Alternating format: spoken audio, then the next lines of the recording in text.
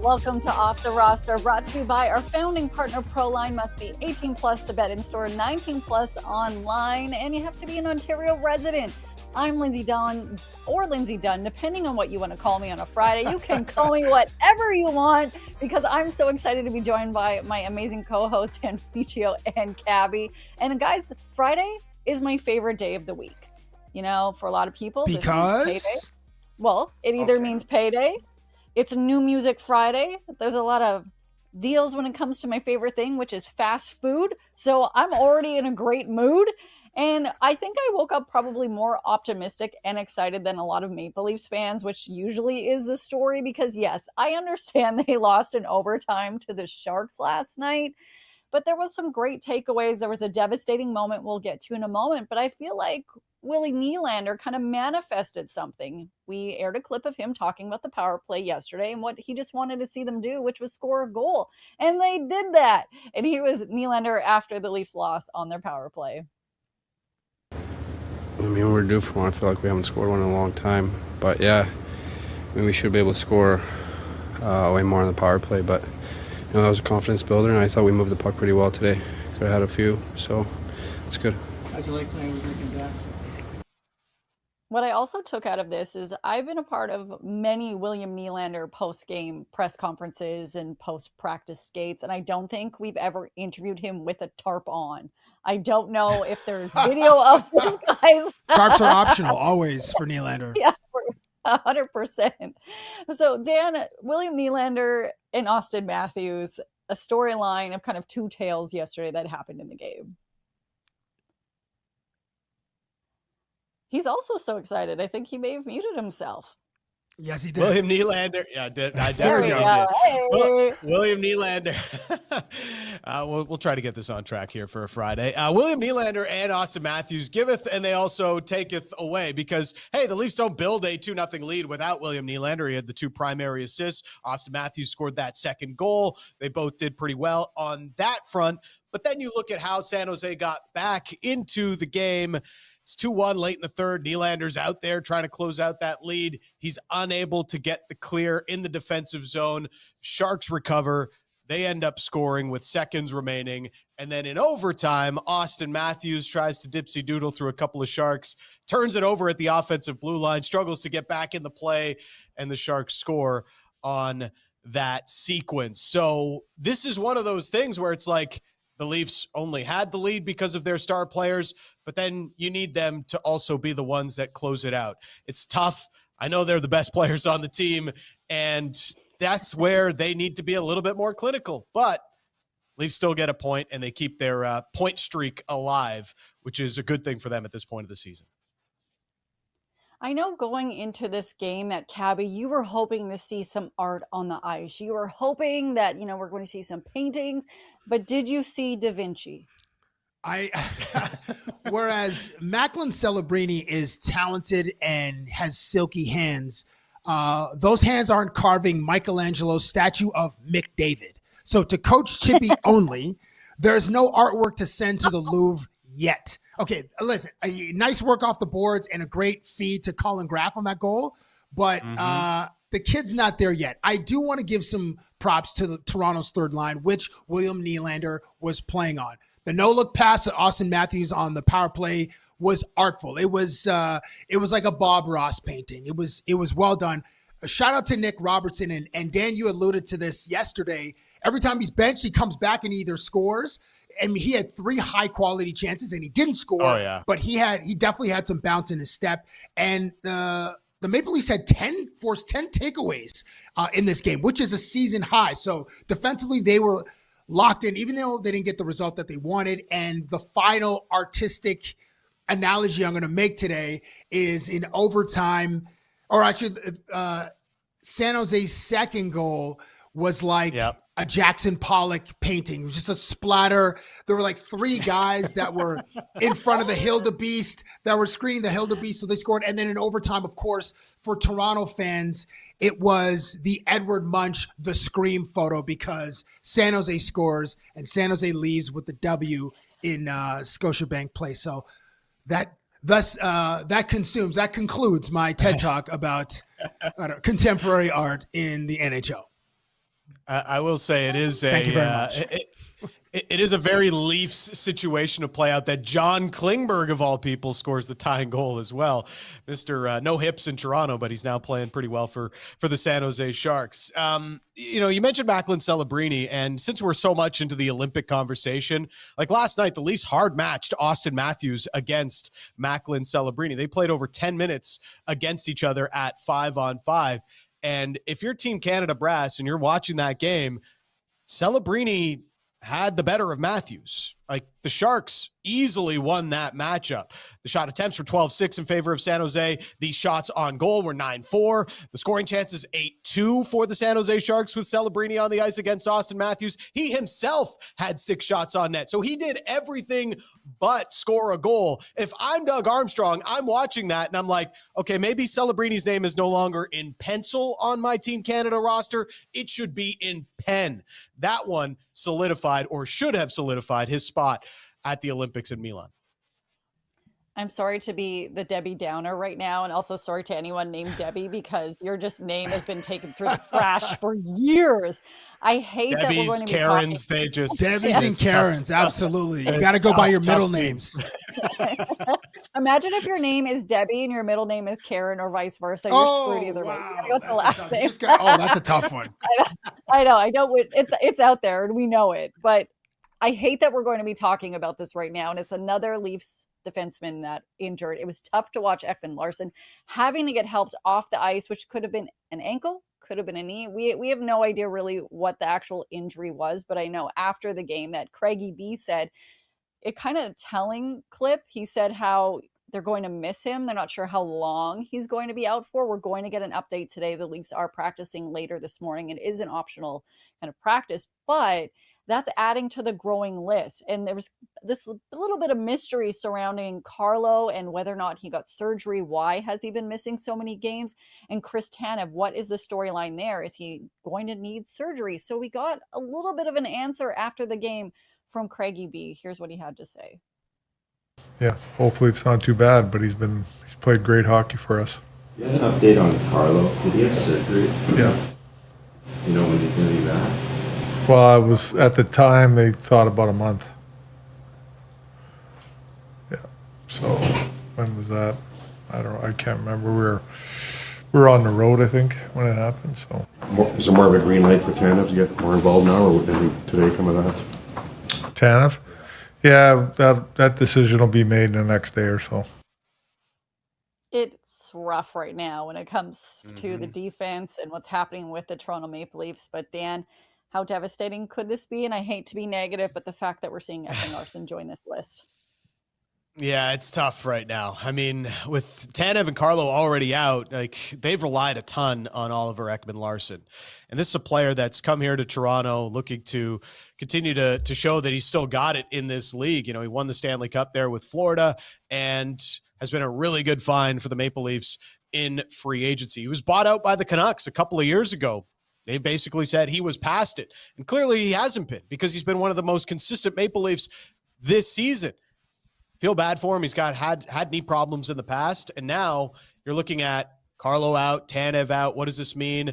Riley's going to have even more of a microscope on him, which he's already overexposed because of the lack of depth that the Leafs are suffering through this injury trouble. Simon Benoit, who's been struggling this season compared to where he was last year, he's going to have to be elevated into a bigger role. And it's sort of a domino effect for a Leafs team that is already struggling to get capable minutes out of their defense. And Oliver Ekman-Larsson, losing him is another crushing blow.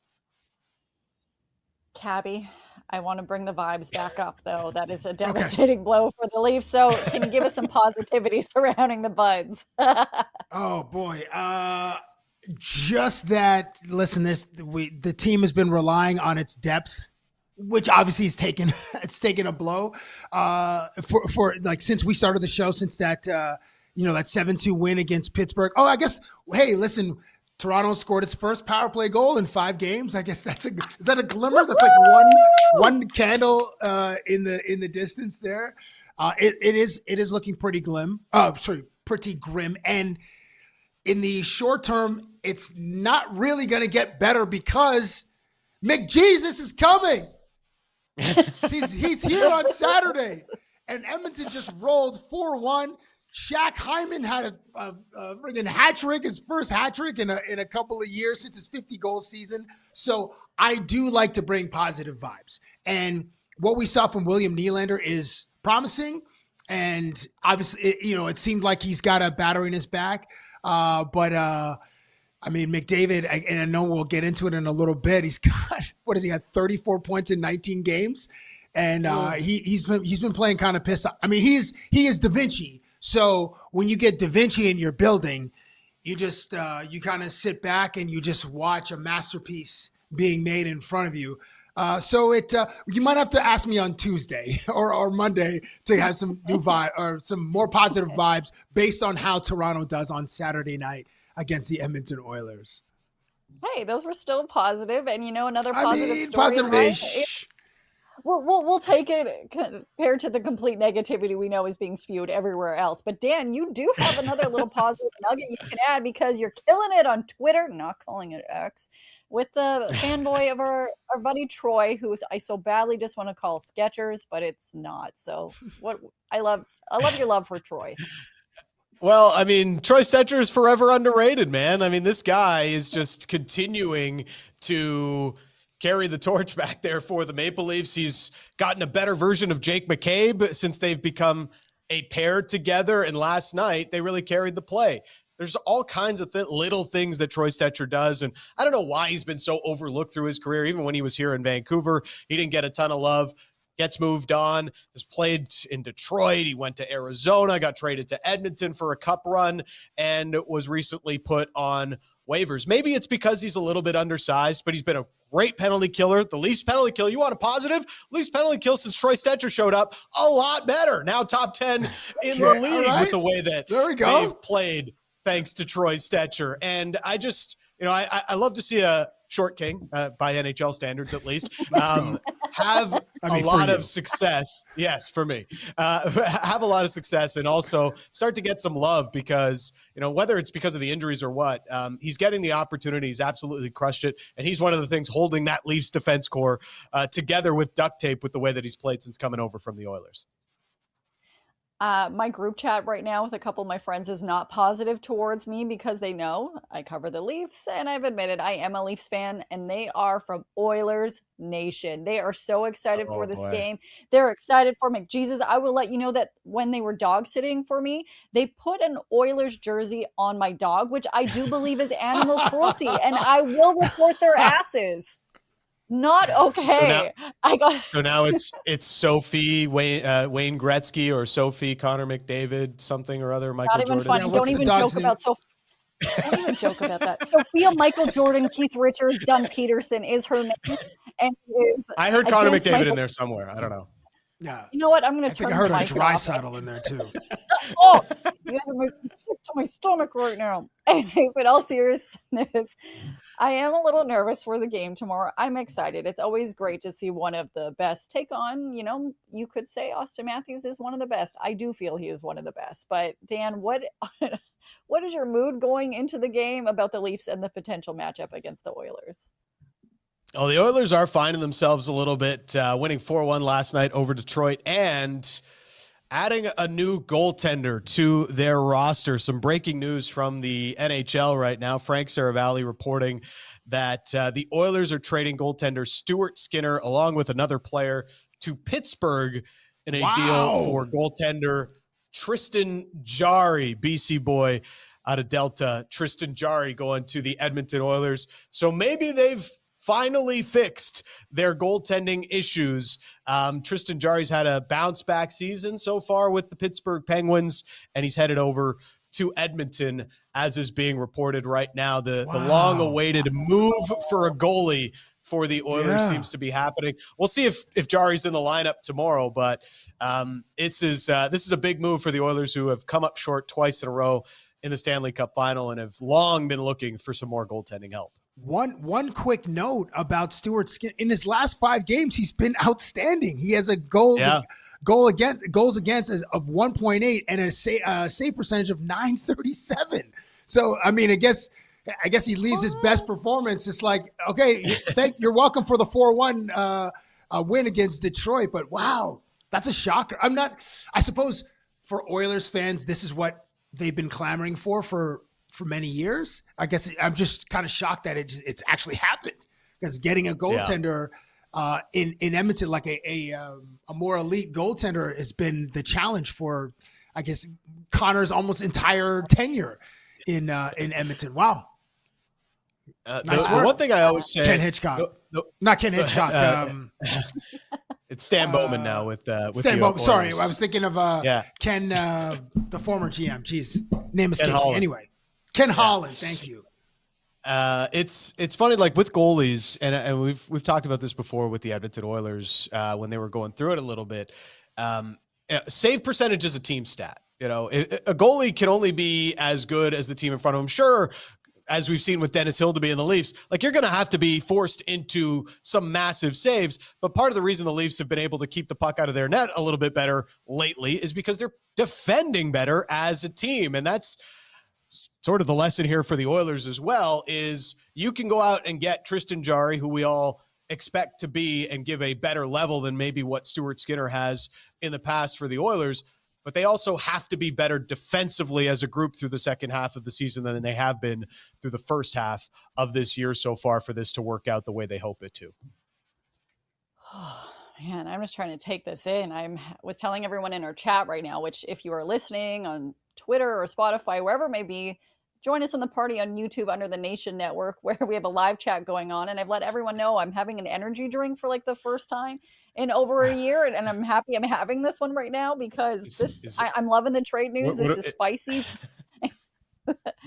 But Dan, we're going to 5-hour energy drink. Like, for me, like an espresso is enough of an energy drink for me. So that's a good boost. Oh yeah. Yeah, my energy is up all the time. So I was like, I'm actually worried for all of us, because I'm already ready to go. I'm like, let's go. This is the trade happening. But Quinn Hughes, I know a lot of people are waiting to see what is going to happen there, and it is heating up in Vancouver.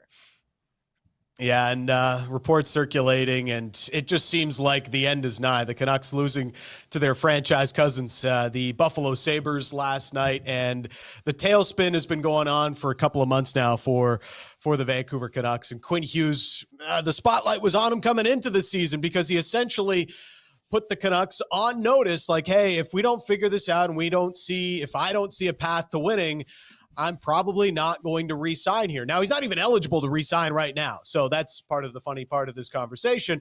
He's eligible to sign a contract July 1st, but the Canucks know if they don't figure it out, if they don't show him a path to potentially contending for a Stanley Cup, Quinn Hughes isn't going to want to stay here. And I wouldn't blame him. I mean, they've made the playoffs, twice in his career here in Vancouver, a career in which he has ascended to be the best or second best defenseman in the National Hockey League, depending on who you ask. The Canucks struggles are not on Captain Quinn Hughes. The Canucks struggles are on the organization. They haven't put a good enough team around him. And this goes all the way back to his rookie season. They drafted him 7th overall. They were gifted him in the draft by teams like Detroit taking Philip Zadina ahead of him, or the Habs taking Jesperi Kotkaniemi at 3rd overall, even Arizona at the time with Barrett Hayton at 5th overall, who's turned into a pretty good player, but he's not Quinn Hughes. You know, Quinn Hughes is one of a kind. The guy puts up as many points as almost anybody. His records to this point of his career are with the likes of, Bobby Orr and Brian Leach, and the type of offensive defensemen that are famed in this league. And the Canucks still haven't been able to put a credible team around him. When this eventually happens, because I do believe it is now a when and not if that Quinn Hughes gets traded, especially with the way the snowball is rolling now, this is akin to Luka Doncic getting traded away from the Dallas Mavericks to the LA Lakers. This is not a player you want to trade. This is a franchise cornerstone. And any way you look at it, it's a failure on the behalf of the Canucks organization that they haven't been able to keep their captain happy and keep their captain surrounded with enough talent to be a contending team in this league. And the rumors are that, or one of the prevailing rumors, or maybe some fans in New Jersey would love to see Quinn Hughes being reunited with his brothers Luke and Jack. And we can potentially, or you can potentially be at a New Jersey Devils game to face the Toronto Maple Leafs on December 30th. Thanks to our friends at OLG. Take a look at this video and you can see how you can win tickets to the most interesting seats in the house. What an experience from the most interesting seats in the house. Woo! Game day. If you don't record the workout, did it really happen? When you're on a team that's struggling, it's usually, it's your stars and it's your leadership that's going to get you out of it. 2 or more goals in the first period. Let's go. I'm going with 23 to score tonight. Everything in moderation, except for pizza.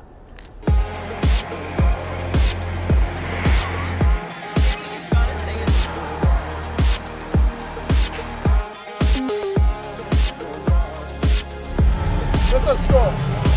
Woo. Okay. We got a game, ladies and gentlemen. Okay. 2 or more goals in the first period. We cashed. Thank you, Proline. This place is going bonkers. So all you guys need to do is follow the Off the Roster podcast on IG. Tag a friend in the comments, and someone will win a pair of seats to Toronto versus New Jersey on December 30th. And you may see more than 2 Hughes brothers on the ice. That is still TBD. And who will win the tickets is also TBD. But check out a game in the most interesting seats in the house. It's pretty remarkable. I love this. I already tagged Justin, who's in the YouTube chat right now, on Instagram as my friend because I want to go to the game with them because the seats look amazing. Like that, I cannot wait to see who gets those tickets and hear about what their experience is like. And when it comes to free agent experiences, and also when it comes to Quinn Hughes, we don't know where he's going to go. But MLB winter meetings, those have come and gone. Some people are happy with what the Toronto Blue Jays have done. Yesterday it was made official that Cody Ponce has joined the roster at a $30 million deal. I would love some of that change.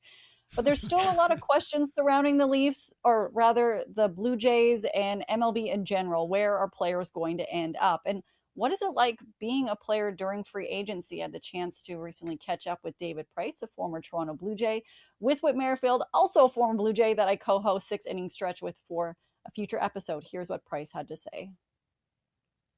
But while we're filming this, it's the off season. What do you remember about free agency? It was after 16 or after 15. I remember signing or agreeing to sign. We were all in Vegas, me and a bunch of my friends, baseball players. And then I flew from Vegas to Boston.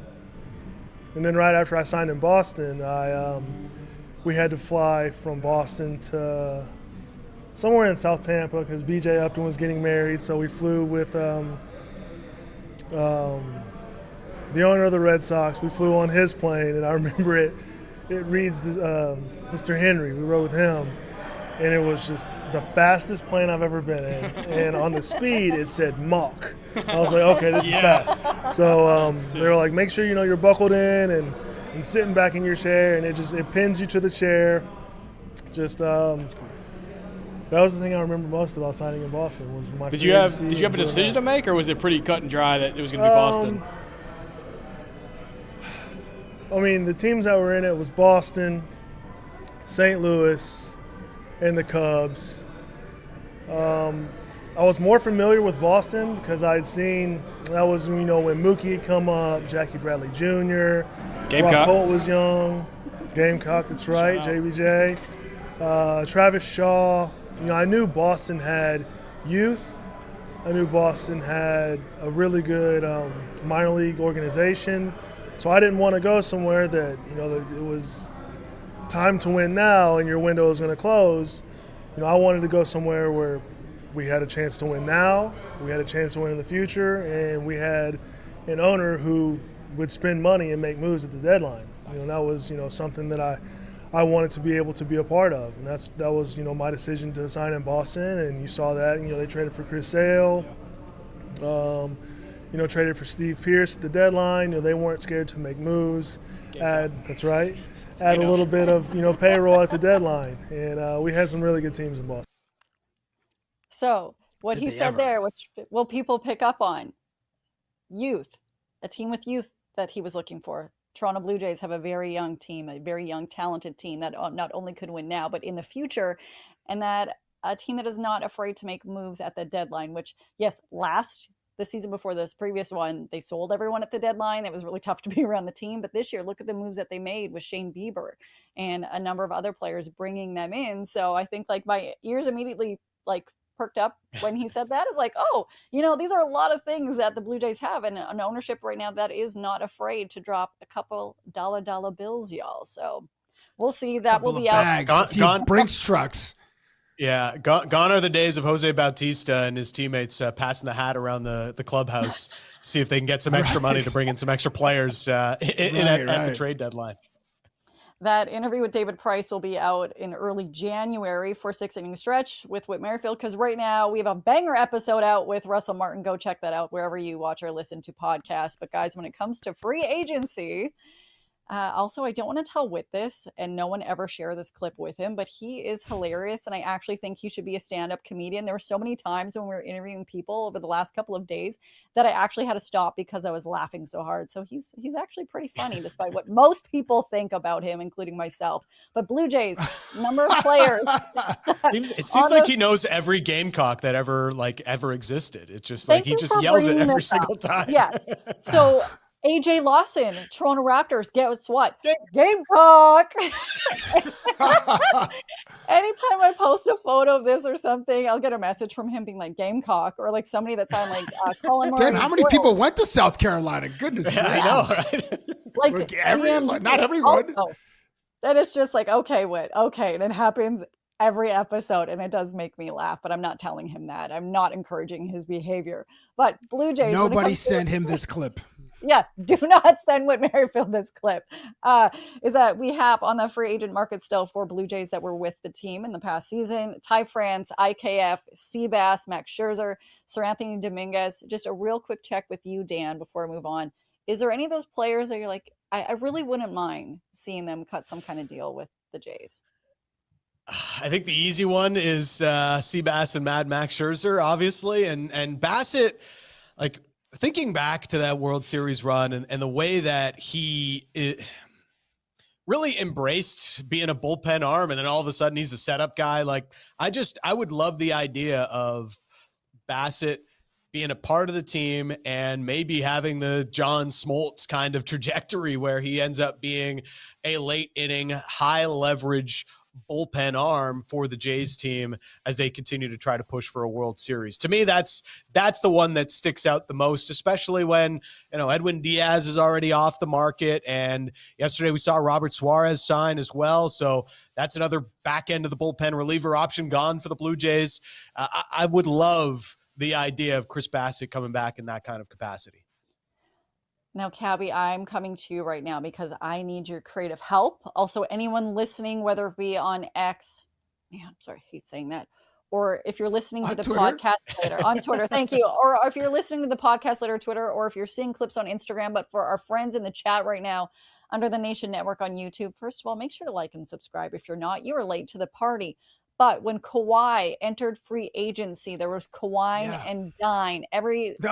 Great campaign. Restaurant, had it around here. Everyone was offering their firstborn to try to keep him in Toronto with the Raptors. Now, Bo Bichette. What is something we could think of for him? I have a terrible idea that maybe you can make better, or we can roll with it. And it would be BOGO Toronto.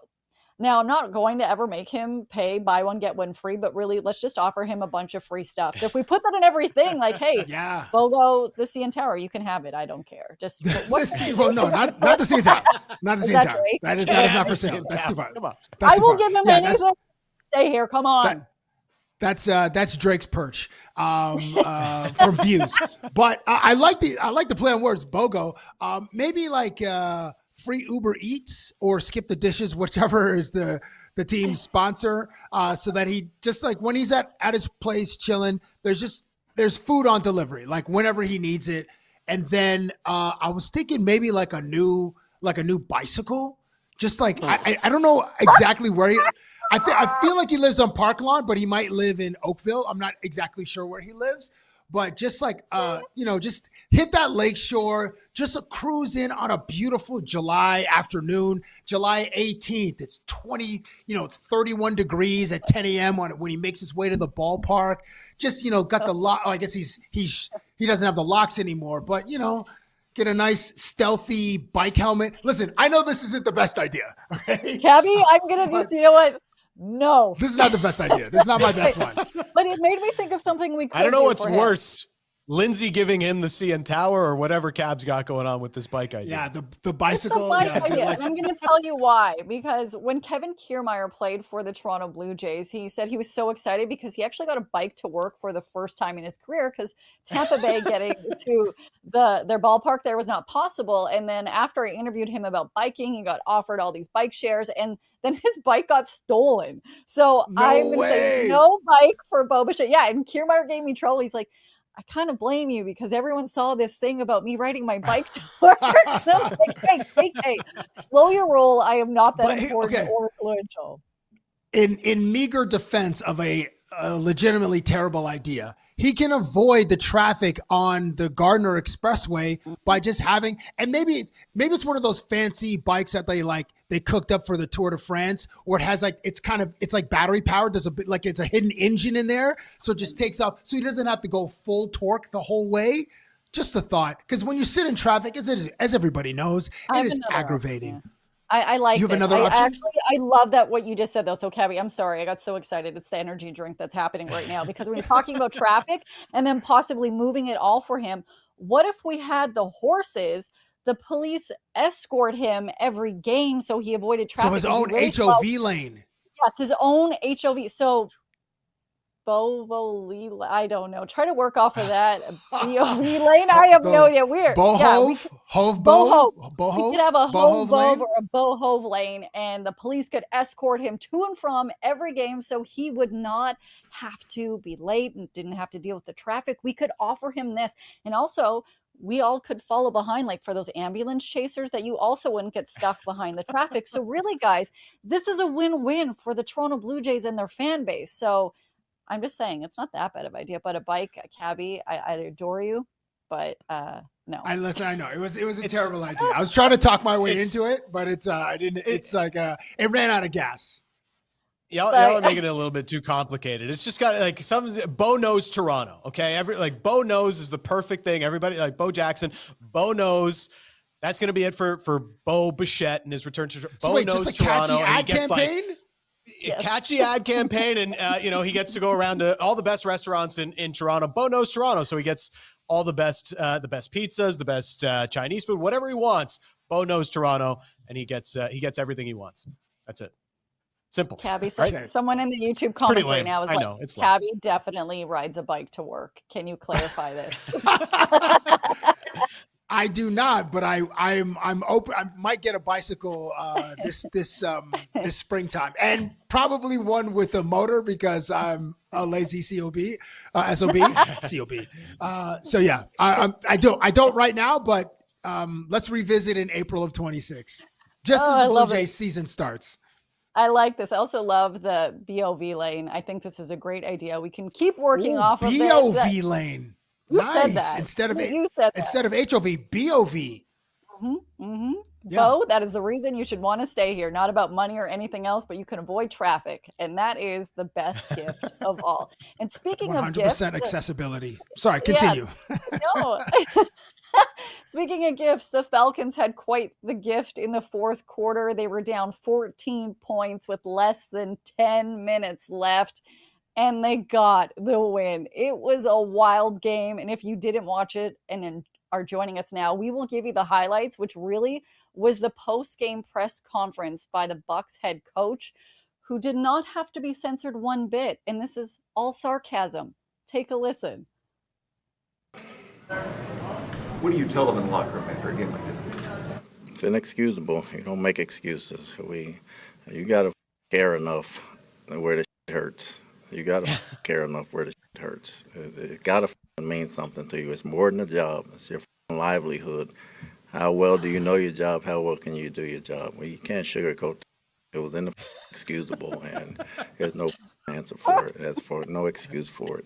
That's what you tell them in the locker room. Look in the mirror.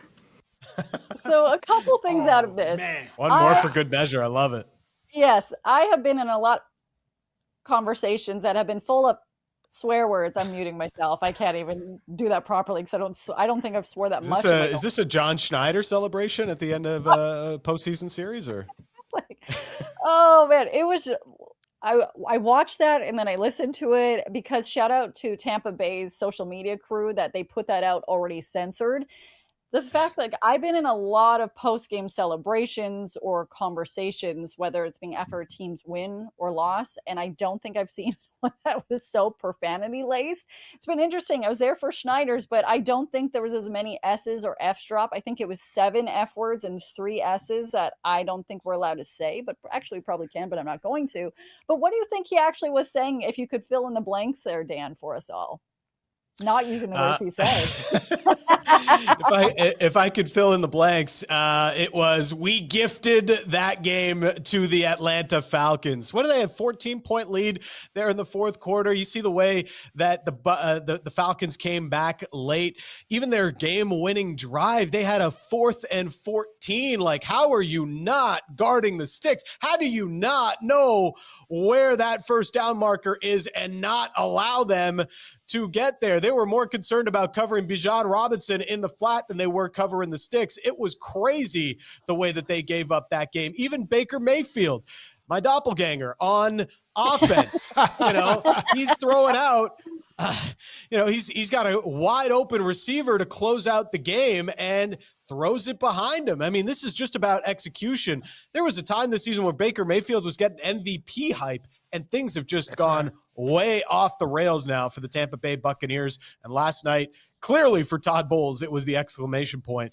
on what's been a very frustrating middle and back end of the season for Tampa Bay. Look, Tampa's lost 5 of its last 6 games. Kyle Pitts had an all-time game for him and for fantasy owners with 3 touchdowns for the Atlanta Falcons. Tampa Bay was booed off the field, and I wonder if Todd Bowles, because he's reached Unk. Now, he's older than Unk. He's an OG. He's an Unk. I wonder if he was even more upset because they wore the creamsicle unis, which I think are dope. But he's standing there looking like a creamsicle, and obviously my guy is heated, and he reminds me of my dad when it's just so much disappointment and rage just coming out the chamber with mother bleepers. He mother bleeped that whole locker room after the game.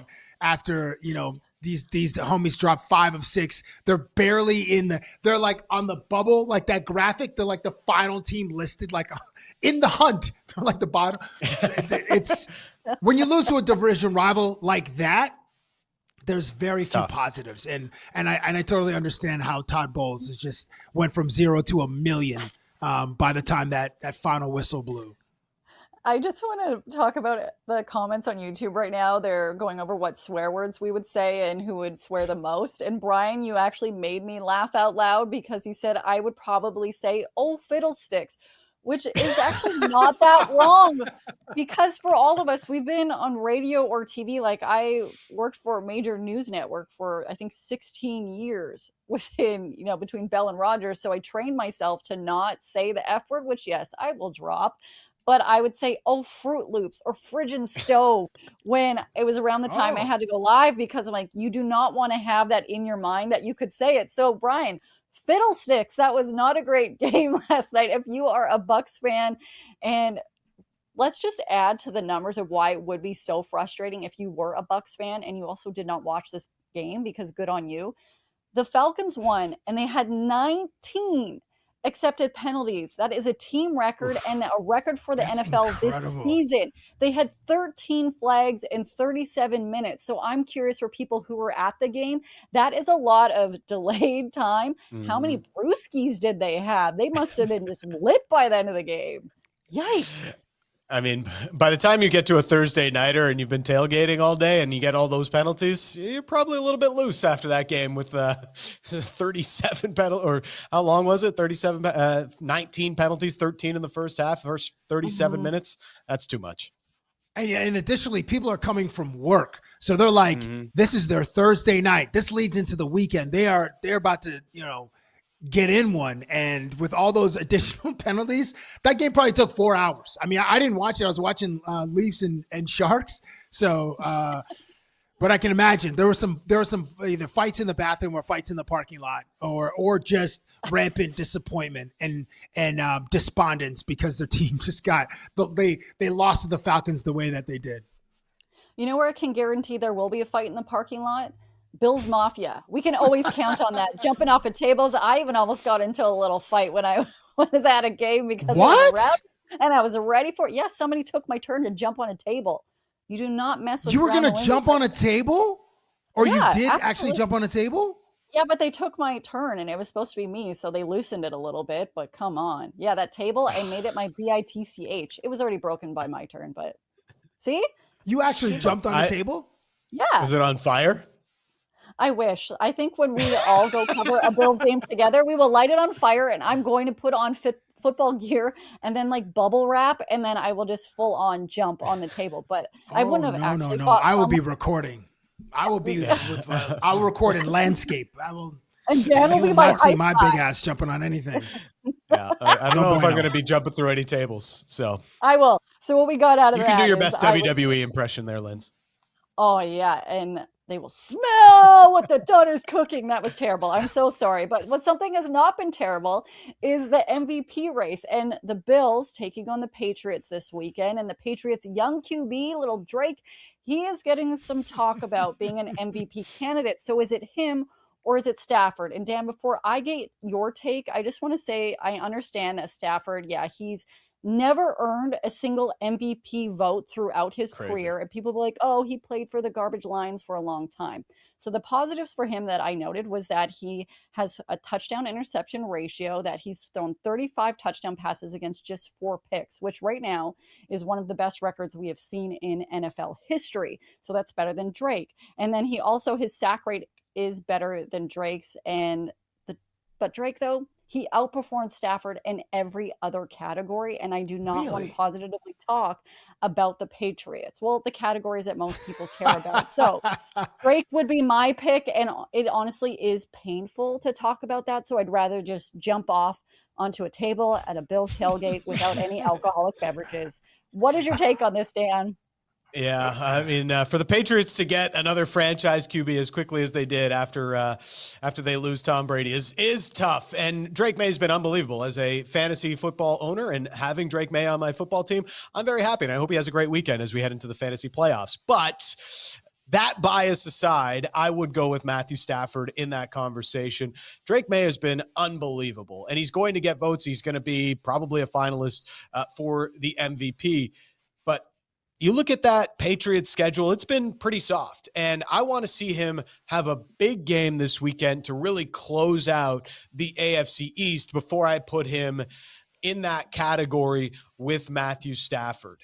I think this is a huge one. Like, we know what Josh Allen can do. We saw it last week, that great picture that Cabbie drew as part of his Sunday football recap on Monday. And Josh Allen in the snow putting together that kind of performance, he is saying, I'm still a part of this MVP conversation. If he wins, carries this Bills team to a game this weekend that gets them closer to the Patriots at the top of the AFC East, he'll get back into the MVP conversation as well. So this is one where Drake May can really, if there's any doubters remaining, if Drake May can go toe-to-toe with Josh Allen this week and come out ahead, then he's going to really solidify that MVP case that you speak of, Linz.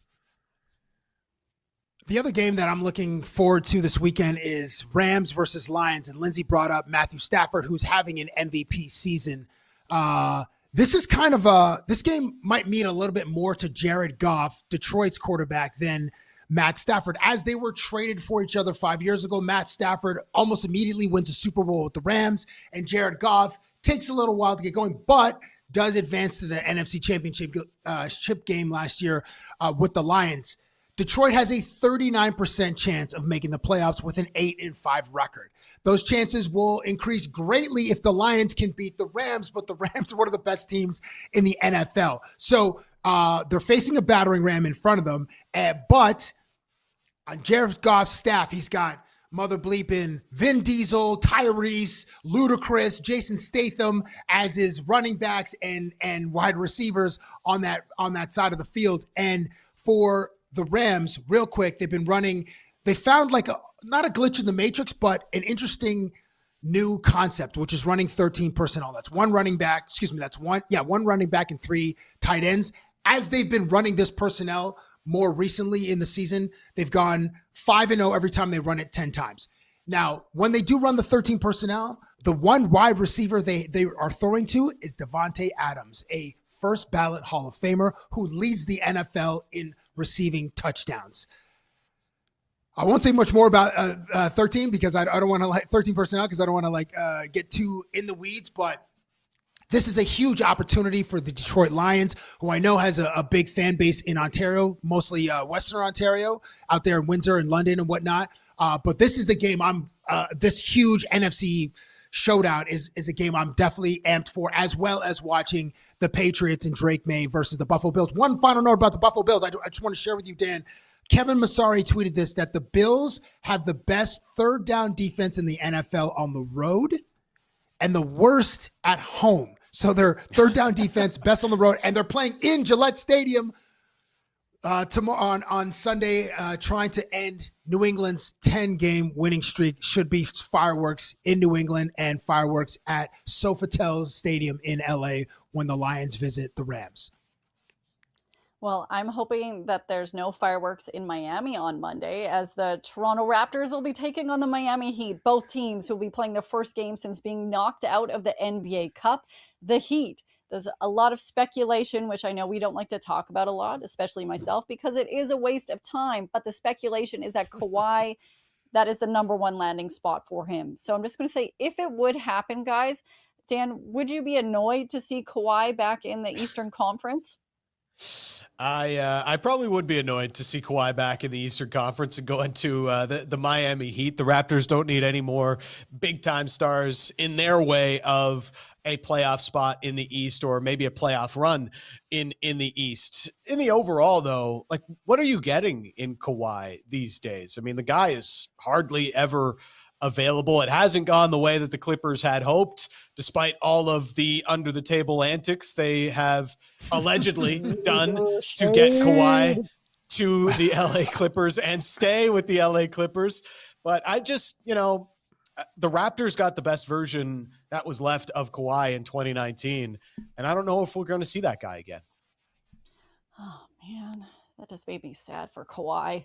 So the other rumor could be, and we had Will Liu, awesome co-host of Hello and Welcome, the number one Raptors podcast in the world, all around good human, talking about Anthony Davis, the rumors of teams he could go, which include the Toronto Raptors. And we can talk about maybe him coming here, but mostly if he does, Cabbie, I want you to give him a little of fashion advice, because this photo was posted yesterday about his fit courtside, which you could say this is either a hit or miss. Oh yeah. I mean, I kind of like the cardigan, or the sweater, the knit sweater, the cable knit sweater, yeah. But the shorts, the shorts.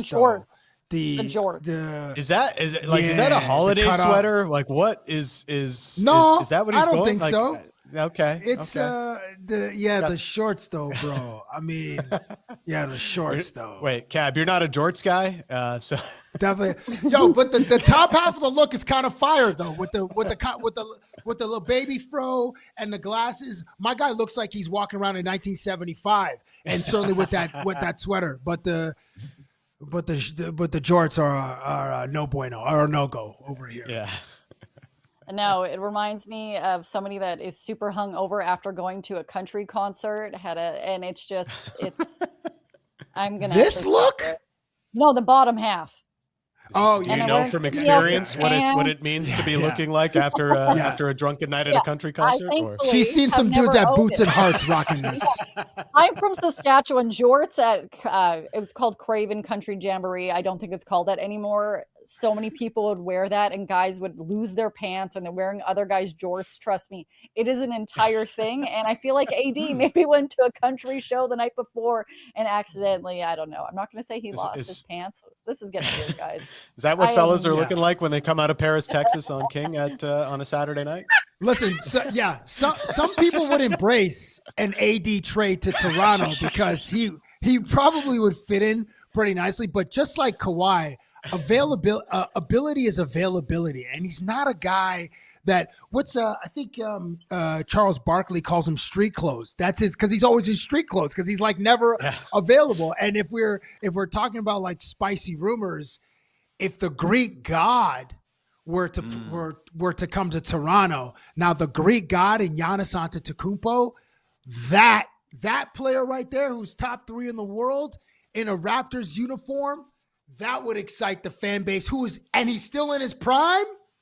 Whoo, boy, that's a game changer right there. I know we'd have to leverage everybody, like we'd have to send everybody except maybe BI.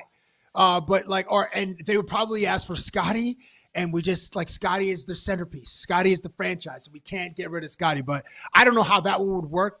And Bobby Webster is a much smarter man than I. But the Giannis trade rumors are a spicy one for Raptors fans. I don't know how you guys see it. I'm still seeing his outfit on AD that now I'm going to go with. I think he got hammered at a country show and then got lost at a senior center after. That is where I'm going. That is my final take on this.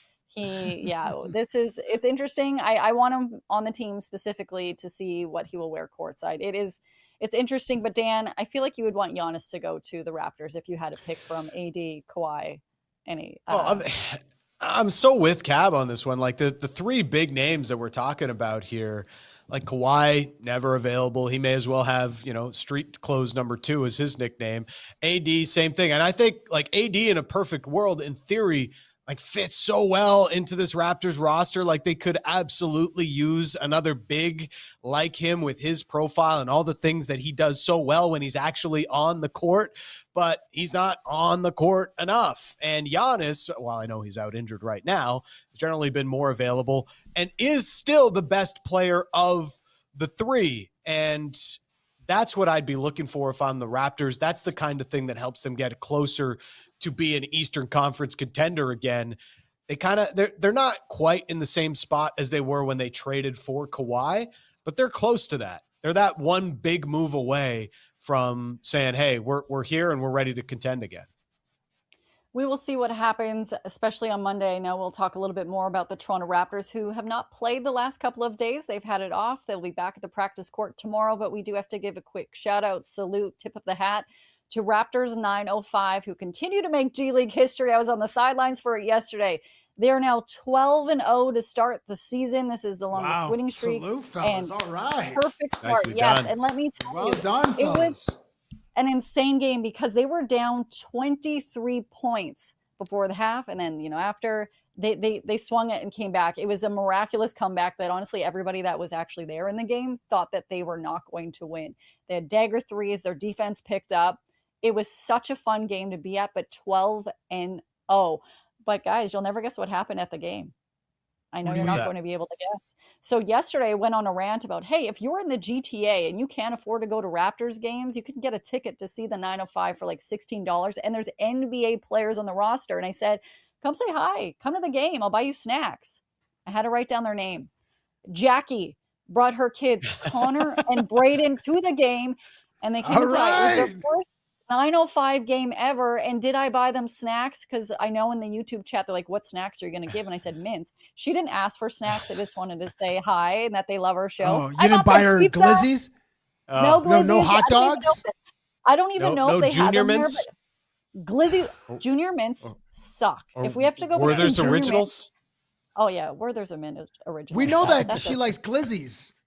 She Glizzies mentioned for that it's like, life. oh my goodness. Oh, don't clip that out, guys. Do not send me what I just said. But I got them pizza. So Jackie and her kids saw their first 9:05 game. They got autographs from NBA players, and we're nice. gonna move on from this. Thank you for watching and subscribing. I'm just gonna cover my face. That just happened? It's time for their 416 ProLine pick. When watching your favorite sports, make things interesting with ProLine. Must be 18 plus to bet in store, 19 plus to bet online with ProLine Plus. Must be in province of Ontario at the time of play. Please play responsibly. Hi, Dan. Hi, Lindsay. So we're going to try and carry the dubs from last night. Had Mike Evans going over the total on his receiving yards, and he did it well over the total. I think he was like 100 yards over the total for that pick last night. So we're happy about that. We're going to carry those vibes into the weekend. Sticking with football, Bills and Patriots. We talked about Drake May. It's a big game for him to solidify himself as one of the top QBs in the NFL, going up against Josh Allen. Let's take Drake May to go over 1.5 passing touchdowns in that big-time matchup Sunday against the Buffalo Bills. Same game, my friend, and these are for entertainment purposes only. The New England Patriots have been stacking wins recently, winners of 10 in a row. They're coming off a bye week, so everybody's just – I'm sure the entire organization was watching that Bengals versus Buffalo Bills game. Give me Kayshon Boutte, who's leading the team with 6 receiving touchdowns. Give me Boutte for an anytime touchdown. I'm sorry, what? Give me Kayshon. Excuse me, what? Anytime touchdown on Sunday as my 416 ProLine pick. We love glizzies and booty. Oh, good Lord. I had an energy It's a good drink thing this today. show's on the internet. Yes. Oh, my gosh. Well, on that lovely note, we are going to see something with the viewers for the first time. If you are listening, go check us out on YouTube to see whatever we're going to see for the first time right now. Our producer, Nick, said he wanted to show us some photos of some celebrities courtside at an NBA game and get a reaction. And let me tell you, if this does not go well, Nick is going to be banned from showing us anything ever again. So, Facts. Nick, let it roll. Booty. Who do we have here? It's a Sacramento Kings game. Man. I really don't know who any of these people are. Sneaker game is tight though with the homie in the purple crew neck sweater. I mean, I like those dunk lows. I was gonna say, is this New Kids on the Block 2025? The dude on the far no right? He looks like Stephen Amell or his brother. They're 2 actors from Vancouver. It kind of looks like that dude, but I have no idea. Yeah, I'm. Wait, hold on. The dude in the middle with the 15 Kings jersey looks like one of the dudes on Bussin' with the Boys. Taylor Lewin, I think. Kinda. Okay. I don't know. Dan, what's the big reveal? Who are these dudes? I have no idea who these people are. Like the Sacramento Kings clearly think that these are Nick. Who are these dudes? The Sacramento Kings clearly think that these are celebrities worth promoting. Do you want me to actually chime in here? Do you want me to actually tell you who these people are? Who is this? We're already making arses of ourselves. Nobody knows. That is the big thing. The Sacramento Kings said, look who's at our game. Look at these celebrities. And people are like, we don't know who these people are. So we're not supposed to know these people. Even the social account didn't tag or didn't reveal who these people are? They did because they themselves didn't know? I just looked it up. They didn't. And they got roasted because absolutely nobody. I think Grok, the Twitter AI, tried to say like, oh, there's Jeremy Piven and another actor. I'm like, what? But no, nobody knew who these people were, and this is a Sacramento Kings thing to do. Grok thinks it's Will Levis, Miles Teller, Alexander Ludwig. None of these people are in the photo. No, I love that. Maybe Will Levis. Maybe one of those guys is Will Levis. Maybe? I don't really. Yeah, maybe Will Levis. But I have no idea. But wow. People are trying to guess on YouTube or in our chat under the Nation Network. They're saying it's the Backstreet Boys. Absolutely not. Shout out to Justin, who says that we're bigger celebrities than whoever that is. If it was an NSYNC cover band, I would be happy about that. But the caption of the day from YouTube, I believe it was from Justin, who says, it looks like whoever it is just watched Game 7 of the Leafs. Wow. But speaking of Leafs, we are going to have a little bit of fun with the NHL and the Canadian teams because it is that time of year. It is the season of giving. And if you are like me, you are terrible at giving gifts and spend a lot of time in convenience stores doing last minute shopping to go give a little gift to make it seem like you bought it months ago, which everybody knows is not the case. And it's not because I don't love the people. It's just I really hate getting gifts, so I hate giving them. So on that note, we each are going to give Canadian teams a couple gifts, and I'm going to go first because mine will not be as thoughtful or as in-depth as either of yours. So I'm going to go with Edmonton, Calgary, and then we all can pick Toronto. For Edmonton, it kind of switched right now with the trade that they made earlier, but I was going to walk in and maybe get them an air freshener because at points throughout the season so far, they have stunk. They could rub it underneath their armpits and freshen up. And I understand they've had a nice point streak, especially for Connor McDavid. We see that he had his 5th multi-point game in the last 6 outings. So here's what I'm going to tell you guys. I actually gave them the gift early. So they freshened up with that air freshener, and it's because of me. Calgary Flames, what I'm going to give them from the convenience store is a last-minute gift. You know, you walk in, you hear the bell jingle when you open that door. You'll see the salty snacks, which are the best, but they already had those. They were a little sluggish. Then, hey, they went and had the sweets. They got that energy spike. They've had some good moments on the ice. I think they've won 3 of their last 4, but I'm going to go past that. I'm going to go past the lovely toilet paper that they've had to use after wiping after a really garbage game. And then you see the frosted glass, and I'm going to open it, and I'm going to grab a 6-pack and give it and say, hey, you might as well have an adult beverage because your season's going to be long and it's over.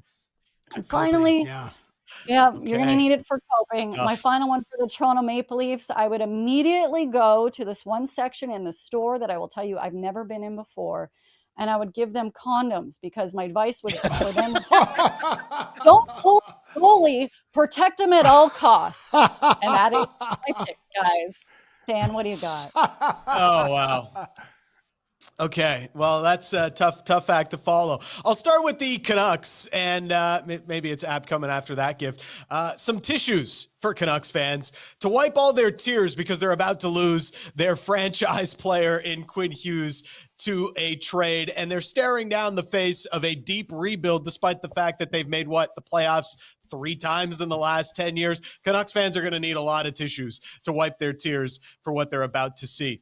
For the Winnipeg Jets, I was going to go with better Wi-Fi for all the visiting players that continuously complain about that. But you know what? We'll go with something else because I don't think we'll find that at a gas station. A knee brace for Connor Hellebuck. They need anything to get this guy back in the lineup. Their record is atrocious since they lost their MVP, reigning Hart Trophy winner. Connor Hellebuck needs to get healthy and needs to get back in the lineup to carry that team. And finally, for the Maple Leafs, they need a pack of batteries. They need some AA batteries. I don't know what's happening to them in the third period. They just keep running out of gas. They keep running out of energy, and they keep coughing up third period leads. They did it last night to San Jose. The last regulation loss they had was the Washington Capitals. Coughed up a lead in that third period. They now lead the league in most regulation losses after leading through 2 periods of play. So Leafs, get yourself some AA batteries. Stop sitting on your lead. Stay aggressive and hopefully close out some of those games after Christmas now that you get these batteries in your charge pack. Well done. In lieu of a thoughtful Christmas gift, if I'm at a gas station, this is what I'm picking up for the Ottawa Senators. Take everything that's been under the heat lamp since 9:15 a.m. Effectively a slump buster. Glizzies, chicken fingers, taquitos, pizza. Acknowledge that you're in a rough spot. You hit rock bottom. Flush the night. Flush the first part of the season down the toilet. Hate yourself, and then promise never to get there again. For Montreal, several bags of Doritos. And I know Doritos taste delicious, but the best way to the best defense is offensive breath. And I'm talking Cool Rancho and spicy nachos for specifically the penalty kill. You know, when you eat Doritos, like your breath is like the fury of bulls running in Pamplona, Spain. Montreal's penalty kill ranks 26 in the NHL, and again, the best defense is offensive breath. And lastly, a sub 80% penalty kill is a death sentence against the high octane offenses that they'll see in Atlantic Division in the playoffs, like Boston, Toronto or Tampa Bay. And finally, for Toronto, this is purely cosmetic. Get yourself a car wash, big fellas. Fill up the tires with some air, vacuum out the seats, get rid of the crackers, the empty cans of Celsius or Alani, that whatever energy drink that Lindsay's drinking today. Get rid of the receipts, the wrappers. Some of the wins have been grimy and gritty. Let's get a new coat on that Porsche and just get to the fifth gear immediately once Jan 1 hits. Or I guess December 26 hits. That's what I would get for the Ottawa Senators, the Montreal Canadiens, and the Toronto Maple Leafs. Wow, you guys are so much more thoughtful than me. I really appreciate that. Can't wait to see what you get me from a convenience store. Condoms are thoughtful. I mean, they do have a very specific purpose. Yes, they do. I'm going to make a very offside comment right now, because you know who doesn't know that purpose? Oh, another Anthony one? Edwards. Wow. I'm sorry. Bro. Yep, we went there. Bro's a volume shooter. Yeah.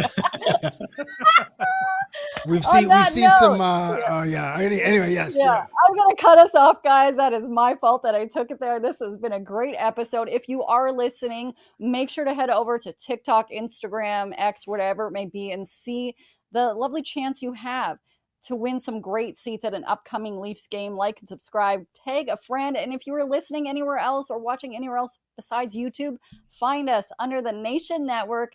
Like, subscribe, leave some comments, because thank you for joining us. We'll be back on Monday, where we will all still love booty and glizzies. Hope you enjoyed this video. If you want more off the roster content, make sure to like and hype this video and subscribe to the Nation Network YouTube channel.